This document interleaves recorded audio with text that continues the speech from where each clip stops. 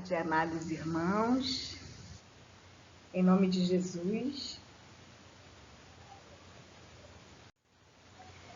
Em nome de Jesus, queridos irmãos da igreja, né? Todos que compõem a igreja de Cristo, né?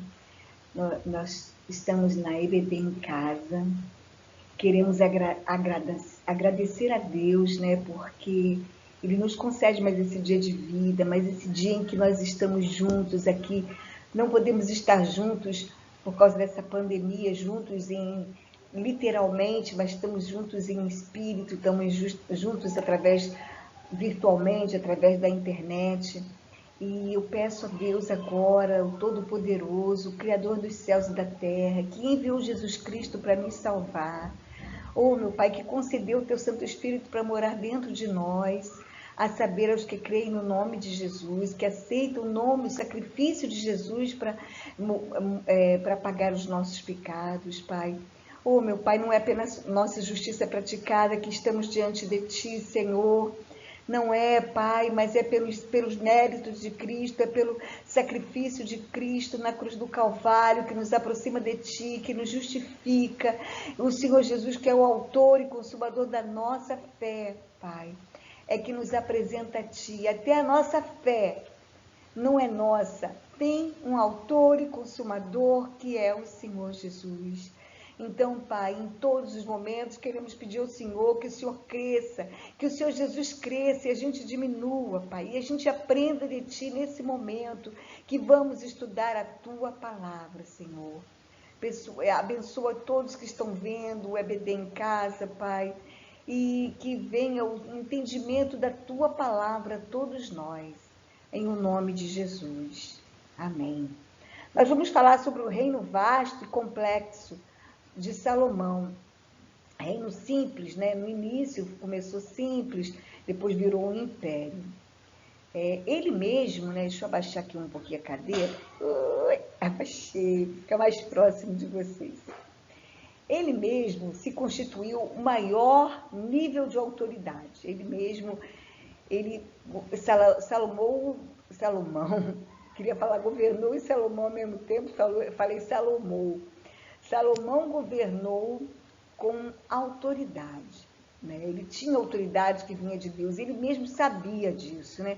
Então ele escolheu mais oficiais ainda, não só aqueles que já tinham de Davi, os valentes de Davi, ele escolheu mais, para aumentar o número daqueles que já serviam a Davi. Aí ele fez assim, ele dividiu, conforme eu escrevi aqui no slide, ele dividiu a nação, né, em 12 distritos para a cobrança dos impostos. Em rodízio, cada distrito sustentava a casa dele, o palácio, o governo, por um mês. Aí no outro mês era outro distrito, outra tribo, outro mês outra tribo.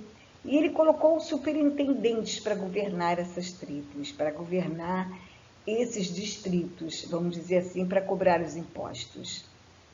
Vamos passar agora para o próximo slide. Então, no capítulo 4, nós vamos ver assim, versículo 1 e 2. O rei Salomão reinou sobre todo Israel, quer dizer, foi tudo unificado, Judá e Israel. Eram estes seus homens principais, os homens principais. Azarias, filho de Zadok, o principal, sabe que Zadok era o sacerdote, né? Então o filho dele, além de ser sacerdote também, ele era o principal dos oficiais. E Elioref e Aías, né? Elioref e Aías, filhos de Cisa, eram secretários, né? Josafá, esse é outro Josafá, o Josafá, filho de Ailude, era o cronista, quer dizer, cronista quer dizer historiador nacional, desde Davi, ele que escrevia todos os eventos do reino. Aí tem outro Azarias, filho de Natã, chefe dos distritos, né? Ele era chefe, era intendente. Azarias, filho de Natã, era o intendente-chefe, porque tinham 12 intendentes. Então, esse Azarias, filho de Natã, não está escrito no versículo 5, que ele era o intendente e o chefe, quer dizer, tinha um intendente para cada distrito, e Azarias, filho de Natã, era o intendente de todos. Eu creio que esse Natã aqui pode ser o profeta, eu estou achando que é, não explica na Bíblia não fala, eu também não achei nenhum estudo que falasse que esse Natã era o profeta, mas eu acredito que seja. Era chefe dos distritos. Zabude, conselheiro do rei,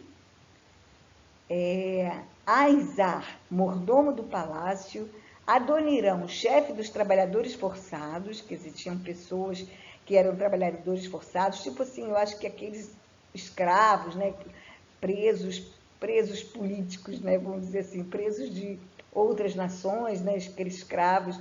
Também escolheu 12 intendentes para fornecer a provisão para o rei e sua casa. 12 intendentes, né? Quer dizer, tinha o Azarias, que era o filho de Natã, que era o chefe de todos os intendentes, né? E tinha um para cada um, que eles era incumbido a eles o sustentar em cada mês o palácio real e toda a casa e o governo, certo? Vamos continuar. Eles tinham um dever pesado, tá, gente? Eles tinham um dever pesado. Olha, eu vou falar mais quais eram, né? Aizar, Adonirão, já falou, Benhur. Esse aqui agora, eu vou falar os nomes dos intendentes. Benhur, nas montanhas de Efraim, Ben-Dequer, em Macais, Ben-Ezed, em Arubote, Ben-Abinadab, ele era casado com Tafate, filha de Salomão, Ben-Abinadab, Baaná, filho de Ailude, né? Ben-Geber, Ainadab, filho de Ido, Aimaas, também que casou, da tribo de Naftali, que casou com a filha de Salomão, a Basemate, certo? Outro Baaná, filho de Uzai, outro Josafá, filho de Parua, em Issacar, eu creio que da tribo de Issacar, eu creio assim que para cada tribo ele escolhia um chefe da própria tribo, né? Um intendente do distrito da própria tribo. Simei, filho de Elã, esse não era o Simei, ele era benjamita, mas não era aquele Simei, né? Ele já tinha morrido, né? Salomão mandou matar, porque ele não obedeceu e saiu, foi em Gade pegar 2 escravos dele que fugiu e ele tinha prometido a Salomão que não iria, né? E Davi aconselhou a ele a fazer isso, né? Antes de morrer, a ficar de olho para que ele não tivesse no reino dele pessoas que fossem rebeldes, que se rebelassem, né? Geber, filho de Uri, né? Então, todos eles faziam um serviço muito pesado. Eram, pois, versículo 20 agora, vamos ver, eu vou passar o slide aqui. Versículo 20, que fala que Judá e Israel comiam, bebiam, se alegravam. Quer dizer, era tempo de cantar, né? Eles garantem que eles nem oravam, estava tudo muito bom, né? Quando está tudo muito bem, era tempo de cantar. A nossa tendência é se alegrar, cantar, beber, fazer banquetes, né? Não querer saber de estar ali na busca, com temor, buscando ao Senhor. Não é pecado você se alegrar, comer, beber coisas boas, né? Saudáveis, não é pecado. O pecado é você não buscar a Deus. Isso é pecado. Não buscar a Deus é pecado. Porque Ele te dá as bênçãos. Aí, ao invés de você celebrar as bênçãos com alegria, com cânticos, com banquetes, mas você esquece de buscar a Ele, daqui a pouquinho você vai cair. Ou então a tua bênção que você ganhou vai ser motivo de maldição. Do versículo 21 ao versículo 28, fala que Salomão dominava desde o Eufrates aos filisteus até a fronteira do Egito. E essas nações todinhas pagavam tributo e serviam a Salomão. Vou ver o versículo 22 e o 23. Era, pois, o provimento diário de Salomão 30 couros de flor de farinha e 60 couros de farinha, 10 bois cevados, 20 bois de pasto e 100 carneiros, afora os veados, as gazelas, os corços e as aves cevadas. Caramba, era muita coisa, Jesus. Tinha paz por todos os lados, né? Os judeus, os israelitas, eles habitavam confiados, né? Eles tinham paz por todo lado. Igual eu falei, era tempo de cantar, né? Salomão tinha 40.000 cavalos e 12.000 cavaleiros. Caramba, o homem ficou rico, muito rico, igual Deus prometeu. Os intendentes não deixavam faltar nada onde o rei estivesse, até para os cavalos e ginetes. Quer dizer, aqui o rei já estava desobedecendo a Deus, certo? Sobre esse seu poderio real. Ele poderia ter muita riqueza, mas ele teria que ter cuidado com as mulheres e teria que ter cuidado para não amontoar cavalos, porque viria soberba, né? Então, era para ele, com dinheiro, ajudar, fazer melhor a nação, coisas melhores para a nação, ganhar mais terras e também comprar mais terras, né? E também ajudar as pessoas, né? Mas ele comprou muito cavalo. É como se você tivesse um montão de carro, ou então aquelas mulheres que gostam de ter muitos sapatos, né? Muitas bolsas, muitas roupas, né? Nunca está satisfeito, cada vez quer mais, cada vez quer mais. Não é pecado ter? Se você não botar o coração, e se você não vê que tem pessoas precisando, e cada vez você já tem, cada vez você compra mais, não é melhor você, mesmo até que você compre outro diferente, mas dá um que você já tem para outro alguém? Ou então até comprar um par de sapato novo e dar para alguém, uma roupa nova e dar para alguém que está precisando? Você vai ficar mais feliz, porque a pessoa que está sempre querendo mais para si, ela nunca vai viver feliz totalmente. Sempre ela vai achar que tem pouco, sempre ela vai achar que está faltando algo. Isso não é viver com contentamento, certo? Vamos lá em Deuteronômio 17, 16.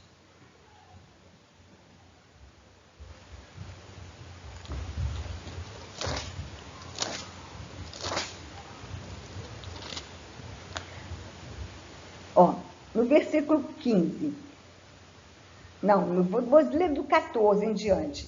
Quando entrares na terra que te dá o Senhor teu Deus, e a possuíres, nela habitares e disseres, estabelecerei sobre mim um rei, como todas as nações que se acham ao redor de mim, estabelecerás com efeito sobre ti como rei aquele que o Senhor teu Deus escolher. Homem estranho que não seja dentre os seus irmãos, não estabelecerás sobre ti, e sim um dentre eles. Porém, este, quer dizer, o rei, não multiplicará para si cavalos, nem fará voltar o povo ao Egito, mas ele fez união com o Egito. Primeira coisa que ele fez foi casar com a filha de Faraó, olha só, já se deu mal. Não voltou para o Egito, mas fez uma aliança com o Egito, casando com a filha de Faraó. Nem fará voltar o povo ao Egito para multiplicar cavalos, pois o Senhor vos disse, nunca mais voltareis por este caminho. Tampouco para si multiplicará mulheres, para que o seu coração não se desvie, nem multiplicará muito para si, prata e ouro. Caramba, para si, ele poderia ser rico, mas ele teria que distribuir a riqueza dele, dar os pobres, igual aquele homem rico, que foi procurar Jesus, ele achava que fazia tudo muito certinho, aí ele procurando Jesus, ele falou, né, Senhor, o que fazei para ser, o que eu farei, como eu poderei ter a vida eterna? Aí Jesus falou, olha, você conhece os mandamentos, não matarás, não roubarás, não dirás falso testemunho. Aí Jesus foi falando todos os mandamentos, ele falou assim, isso tudo tenho observado desde a minha mocidade. Mas ele era muito rico, aí Jesus conhecia o coração dele e falou assim, então você faz uma coisa, só está te faltando uma coisa, vai, vende tudo o que você tem, dá aos pobres e vem e terás um reino nos céus. Aí ele saiu de perto de Jesus triste. Jesus, não é que Jesus queria que ele desse tudo, né? Não é que Jesus queria que ele desse tudo, né? Ele poderia até ficar com um pouco para ele, mas o que Jesus quis dizer é que ele teria que distribuir, ele teria que ser generoso, ele teria que não ter só para si, amontoar tesouros para si. Jesus falou que para a gente não amontoar tesouros nessa vida, mas tesouros na vida eterna, né? Ele falou que onde a prata e a ferrugem corrói esses tesouros, né? Quer dizer, tudo acontece pode muita coisa acontecer de ruim, com muita prata, muito tesouro. O nosso coração, primeira coisa, pode se ensoberbecer, você não ter paz, você arranjar inimigos, pessoas querer te roubar. É muita coisa que pode acontecer, certo? Você não confiar mais em ninguém, não ter amigos, porque você vai achar sempre que seus amigos se aproximam de você por causa das suas posses. Tem muita coisa, gente. Eu acho que eu não dava para ser rica de jeito nenhum. Quando começo a ter um pouquinho mais de alguma coisa, eu fico nervosa, eu fico com receio. Eu procuro logo distribuir o que eu já tenho antes, porque eu fico com receio. Quando eu ganho muita coisa, eu fico, não quero mais não, não quero mais não. Chega, eu tenho medo de mim, eu tenho medo de mim, do meu coração, certo? Não é fácil, não. Só Jesus vai ter misericórdia de nós. Do versículo 29 ao 34, né? A sabedoria de Salomão, né? Então, Deus a Salomão sabedoria, grandíssimo entendimento, com inteligência, maior do que todos do Oriente, dos egípcios, mais que Etan, né? Etan foi, deixa eu ver se eu me lembro aqui. Essa sabedoria, era a sabedoria de Salomão, maior do que de todos os de Oriente, de toda a sabedoria dos egípcios. Era mais sábio do que todos os homens, mais sábio do que Etan, o Israelita, e do que Emã, Cacol e Darda, filhos de Maol, e correu a sua fama por todas as nações em redor, né? Esse Etan, o Israelita, ele fez o Salmo 89. Vamos dar um pulinho lá no Salmo 89? Salmo 89. Aqui. Olha só. É grande o Salmo 89.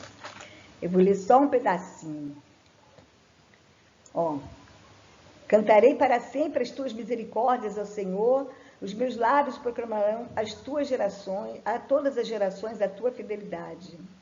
Pois disse eu, a benignidade está fundada para sempre. A tua fidelidade, tu a confirmarás nos céus, dizendo: fiz aliança com meu escolhido e jurei a Davi, meu servo. Para sempre estabelecerei a tua posteridade e firmarei o teu trono de geração em geração.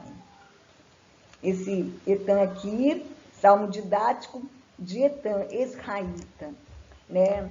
E o Emã fez o Salmo 88. Fala assim: ó Senhor, Deus da minha salvação, dia e noite clamo diante de ti. Chega a tua presença a minha oração, inclina os ouvidos ao meu clamor, né? Então, eram pessoas usadas por Deus, né? Que compunha salmos, mas Salomão ainda era mais sábio que eles. Ele compôs 3.000 provérbios e 1.005 cânticos, discorreu sobre plantas, animais, aves, peixes, répteis, tudo ele entendia, ele começou a observar como é que se mexia, como é que andava cada um, como é que se portava. Ele começou a estudar sobre aquilo tudo, entendia aquilo tudo, certo? De todos os lugares vinham povos e reis para ouvir sua sabedoria. Vou dar uma pausa aqui que estão me ligando, peraí. Então, vamos continuar, tá? Nossa aula, eu tive um problema, eu tive que atender o telefone e foi bom, foi uma coisa urgente.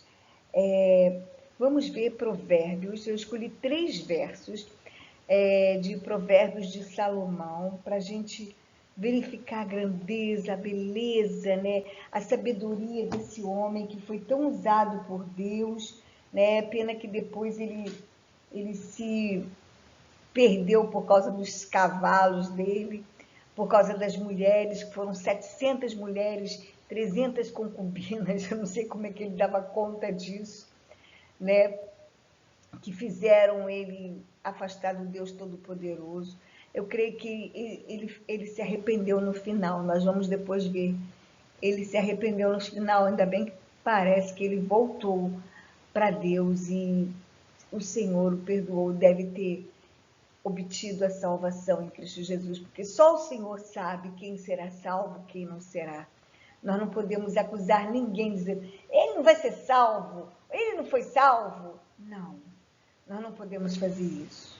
Nós podemos orar pelas pessoas que a gente acha que eles acham, ou então estamos vendo mesmo, conferindo de verdade, desculpa, porque eles estão errados.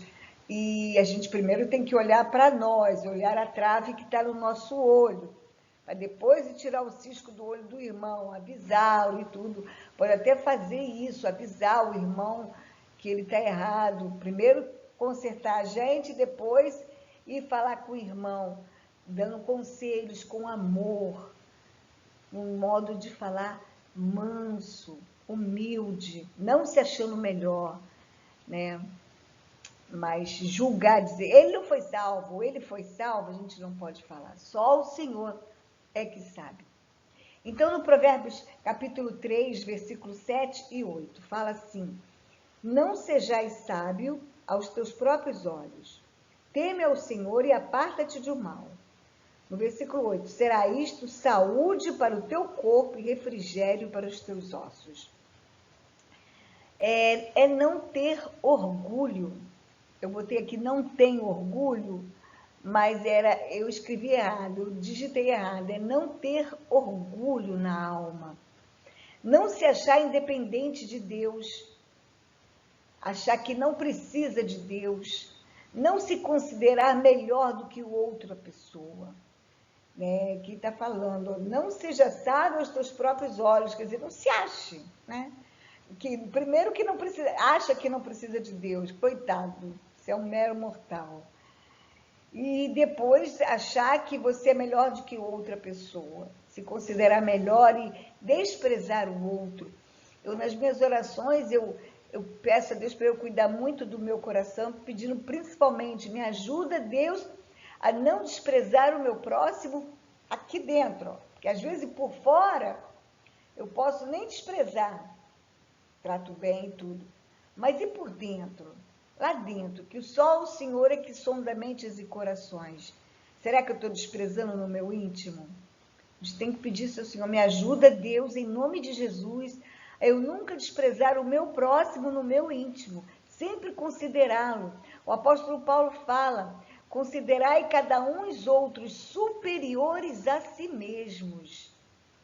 Tá? Eu acho que está acho que é em Gálatas, que fala, não tenho certeza não, se é Coríntios ou Gálatas, que fala, considerai cada um os outros superiores a si mesmos.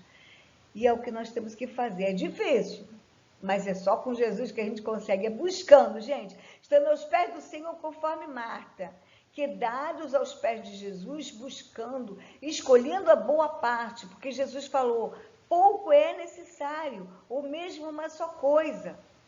Então, o que você quiser para poder fazer, para agradar a Deus, é estar quedado aos pés do Senhor, que é Ele que vai te capacitar para que você não tenha orgulho na alma, não se considere melhor do que ninguém e não peque, tenha a ajuda dele para não pecar. Né? Então, o temor do Senhor, está falando aqui, ó, teme ao Senhor, né? O que é temer ao Senhor? É reverência, respeito, amá-lo. Quem ama, respeita, ama, admira, né? Tem reverência, com prazer, não por uma obrigação, mas com prazer. Né? Eu vi uma pregação do Luciano Subirá, pastor Luciano Subirá, que é Até que Nada Mais Importe, o nome da pregação. E ele fala, né, que uma vez ele teve uma experiência com Deus, que ele fazia tudo certinho, tudo certinho, tudo certinho, e Deus falou para ele que não bastava. Aí ele falou assim, mas meu Senhor, eu tenho jejuado, eu tenho feito aquilo, o que está me faltando? Aí ele contou a história de um casal que vivia brigando e que o marido chamou ele para conversar e chamou a esposa, e aí ele falou, mas por que vocês brigam tanto? Olha, no outro dia, aí o marido falou, no outro dia, eu não gosto de ir ao supermercado, mas para poder agradar essa mulher, eu fui ao supermercado com ela. Quando eu voltei, ela ficou pior do que estava antes. Eu não entendi nada. Aí o Luciano Subirá foi falar para ela, por que você fez isso? Por que você, se ele fez o que você estava pedindo a ele para fazer, ele tanto quis que ele fosse com você no supermercado e ele foi, por que você voltou pior? Aí ela disse assim, porque eu não queria que ele fosse. Aí o marido endoidou, ela endoidou, aí eu queria que ele quisesse ir.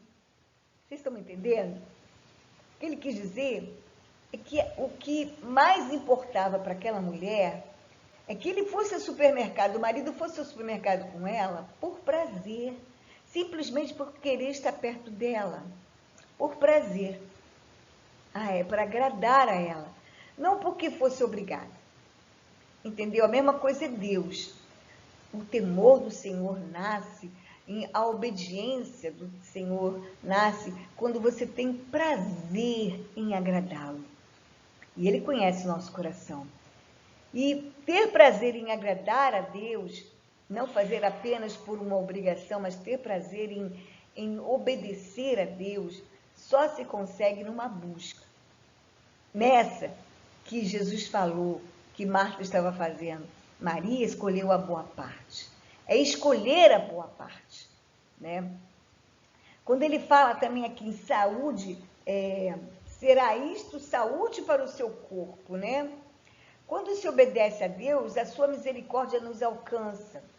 Satanás, o acusador, não vai minar a nossa fé. E se a gente tiver que precisar da fé por uma doença, por uma situação difícil, né? A gente vai ter a fé, porque você está obedecendo a Deus, você está agradando a Deus. Satanás não tem como te acusar e a tua fé vai ficar mais forte. Porque quando a gente está no pecado, Satanás acusa a gente legal, a gente começa, se a gente precisar usar a fé, precisar de alguma coisa, ele vem logo assim ó, na mente, você vai pedir isso? Você fez aquilo outro, como é que você vai pedir isso para Deus? Isso aí já está minando a nossa fé. Né?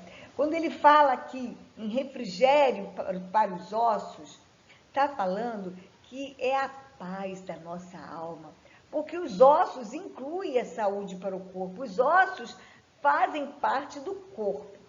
Então, esse refrigério para os ossos que eu entendo aqui é a alma, é o mais profundo do ser. É você ter a paz, um refrigério, um descanso, conforme fala no Salmo 23, leva-me para as águas de descanso, né? É ir para essas águas de descanso, ter a paz que excede todo entendimento. Aí no capítulo 16, versículo 2, mais um versículo que fala sobre o orgulho, que completa esses dois, capítulo 3, 7 e 8, que fala assim, todos os caminhos do homem são puros aos seus olhos, mas o Senhor pesa o espírito. Nós achamos, né, que não temos pecado. A gente sabe que é pecador, mas é difícil a gente ver um pecado em nós, gente. A gente não tem esse olho espiritual, essa visão espiritual para nós mesmos. A gente vê o cisco do olho do irmão, mas a trave que está no nosso a gente não vê. É difícil. Para isso, a gente precisa estar quedado aos pés do Senhor para a gente poder ver, né? O Senhor é que pesa o nosso espírito, então a gente não tem que se achar, né, que nós somos puros. Eu não tenho pecado, não, mas eu estou certa nisso, eu estou certa naquilo, sempre se achando, tendo uma falsa segurança de salvação. né? Então, Davi pediu para absolvê-lo das faltas que eram ocultas a ele. É sinal que se eram ocultas a ele não se dava conta daquelas faltas, né? Vamos lá no Salmo 19, para terminar, tá, gente?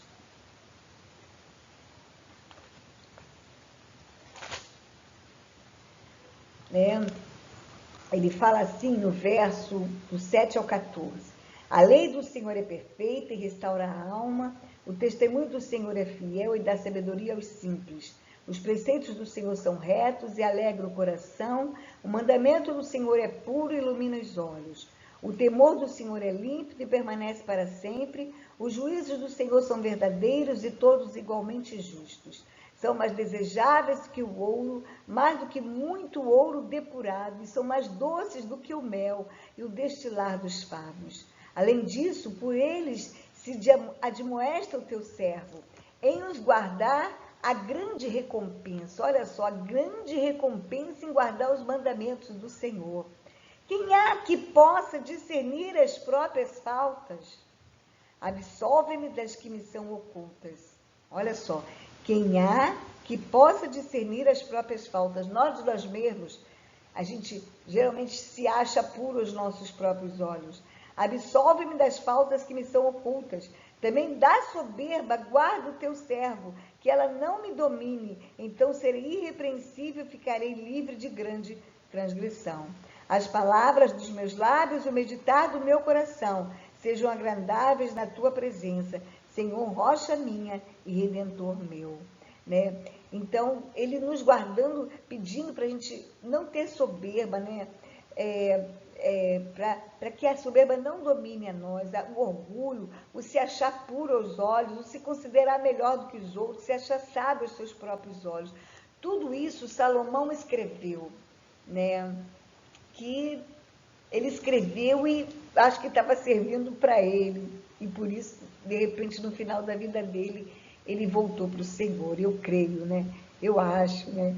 E nós vamos caminhar agora nas próximas aulas, acompanhando o desenrolar do reino de Salomão. Tá bom, gente? Nós vamos ver como terminou o reino de Salomão.